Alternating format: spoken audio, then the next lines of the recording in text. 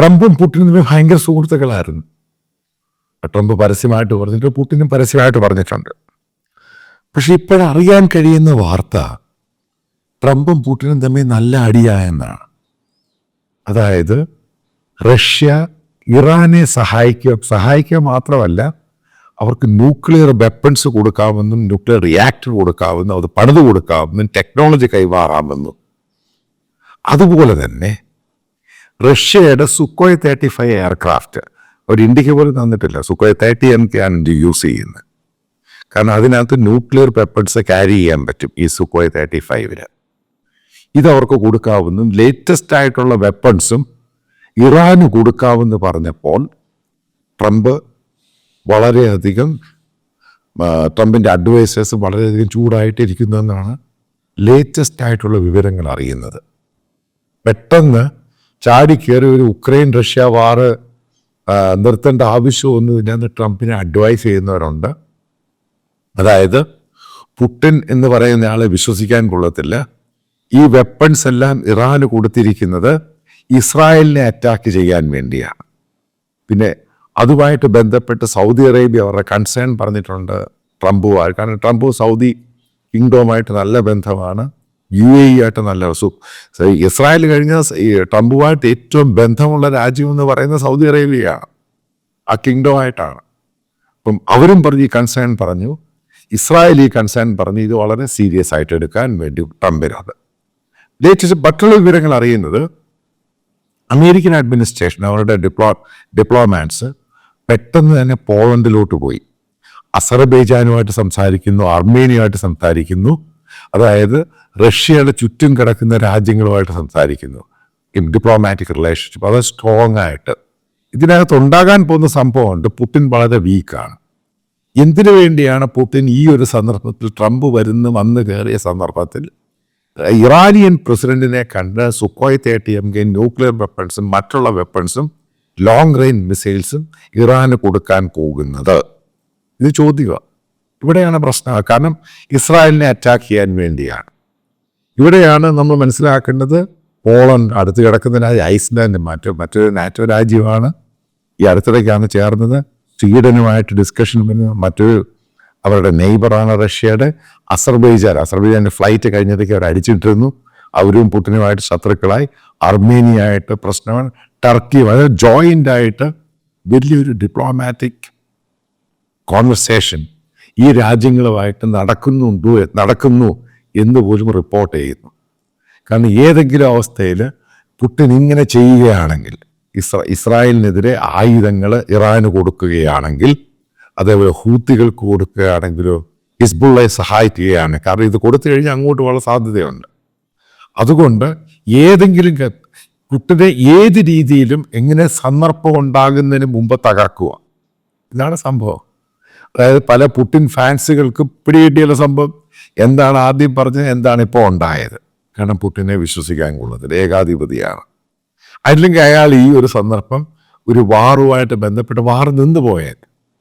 ഉക്രൈനും താല്പര്യമുണ്ട്, റഷ്യൻ സൈനികർക്കും താല്പര്യം. ഈ ഒരു സന്ദർഭത്തിൽ ഇറാന് കൊണ്ടുപോയി ഇങ്ങനൊരു സംഭവം ഗിഫ്റ്റായിട്ട് ഈ സാധനങ്ങളെല്ലാം പുടിൻ തന്നെയാണ് പത്രസമ്മേളനത്തിൽ പറഞ്ഞത്, ജോയിൻ്റ് ആയിട്ട് ഇന്നതൊക്കെയാണ് അവർ സൈൻ ചെയ്തത്. ന്യൂക്ലിയർ വെപ്പൺസ് ഇറാന് കൊടുക്കുക എന്ന് പറയുന്നത് ഒരു ചെറിയ കാര്യമല്ല.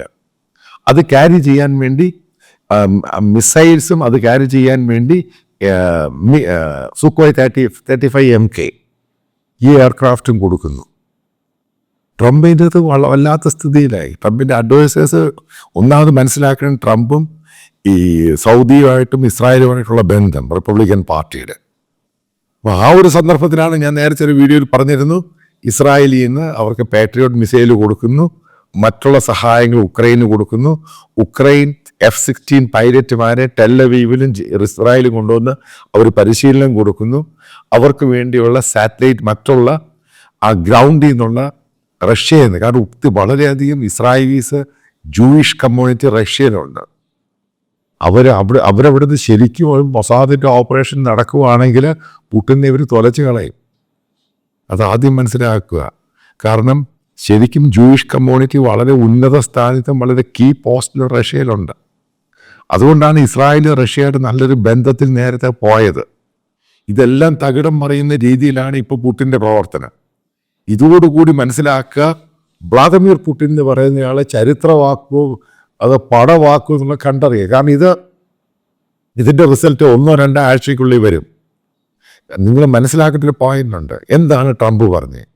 അദ്ദേഹം അധികാരത്തിൽ കയറി 24 മണിക്കൂറിനുള്ളിൽ വാർ നിർത്തും. അധികാരത്തിൽ കയറിയപ്പോൾ ആദ്യം കാണുന്നത് പുട്ടിനും ഇറാനിയൻ പ്രസിഡന്റുമായിട്ടുള്ള മീറ്റിംഗ് ആണ്. അവിടെ ഓഫർ ചെയ്യുവാണ് ന്യൂക്ലിയർ വെപ്പൺസ്, എയർക്രാഫ്റ്റ് വെപ്പൺസ്, ഇത് ന്യൂക്ലിയർ വെപ്പൺസ് ക്യാരി ചെയ്യാനുള്ള മിസൈൽസ് ഓപ്പണായിട്ടല്ലേ പറഞ്ഞത്. ഇത് ട്രംപിനെ ചൊടിപ്പിച്ചു. ട്രംപിൻ്റെ അഡ്വൈസേഴ്സ്, റിപ്പബ്ലിക്കൻ പാർട്ടി, അതേപോലെ മറ്റ് ഡെമോക്രാറ്റ്സുകൾ പോലും ഇപ്പം ട്രംപിനെ കളിയാക്കാൻ തുടങ്ങി. ആ രീതിയിലോട്ട് കാര്യങ്ങൾ മാറി. ഇതിനകത്തിന് അമേരിക്ക റിസൾട്ട് ഉണ്ടാക്കും. ഇവിടെ ഈ പുടിൻ എന്ന് പറയുന്നയാളെ ഈ കാര്യങ്ങൾ വിഡ്രോ ചെയ്തില്ല എങ്കിൽ നിങ്ങൾക്കൊരു വാർ പ്രതീക്ഷിക്കുക. ഇപ്പോഴത്തെ ഒരു കണ്ടീഷനിൽ റഷ്യക്ക് ഈ പറയുന്ന ഒരു രാജ്യം, പോളണ്ടുമായിട്ട് പോലും ഒരു വാർ ചെയ്യാൻ പറ്റില്ല ആ സ്ഥിതിയിൽ.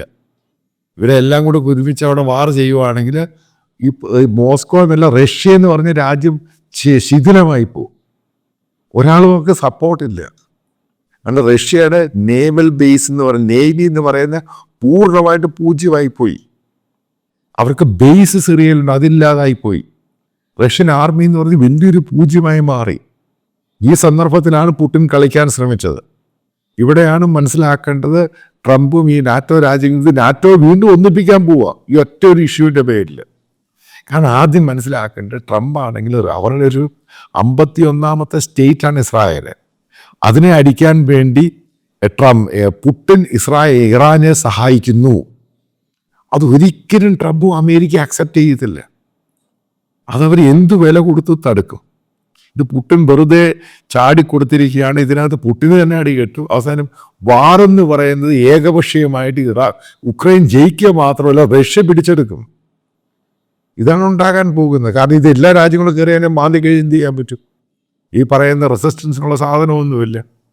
അവിടെ വെപ്പൺസ്, ന്യൂക്ലിയർ വെപ്പൺസ് അവിടെ വെച്ചിട്ടുണ്ടെന്ന് പറഞ്ഞാൽ ഇത് ഉപയോഗിക്കാൻ സമയം കൊടുക്കണ്ടായോ? ഇതിനൊക്കെ ഒരു ടൈമിങ് സംഭവമൊക്കെ. ഇതിനകത്ത് എനിക്ക് തോന്നുന്നത് ഫർദർ എസ്കലേറ്റ് ചെയ്താൽ വ്ളാദിമിർ പുടിനെ തൊലച്ച് കളയും. അതിനുള്ള സാധ്യത റഷ്യ നശിപ്പിച്ച് കളയും. ഈ പോസിബിലിറ്റിയാണ് പല ആൾക്കാരും മുന്നിൽ കണ്ട് ഒപ്പീനിയൻസ് എഴുതാൻ തുടങ്ങി. ഇത് പുടിൻ കളിച്ച തീക്കളിയാണ് ഇസ്രായേലിനെതിരെ ആയുധം റഷ്യക്ക് ഇറാന് കൊടുക്കുന്നത്. ഇതോടുകൂടി റഷ്യ എന്ന് പറഞ്ഞ രാജ്യം ഇല്ലാതായിപ്പോൾ അതായത് ലോകത്തിലെ ഏറ്റവും വലിയ ഗ്ലോബൽ പവറായിട്ട് അമേരിക്ക എന്ന് മാറും. അതിനുള്ള സാധ്യതയാണ് വരാനുള്ള ദിവസം നമുക്ക് കാണുവാൻ കഴിയുന്നത്.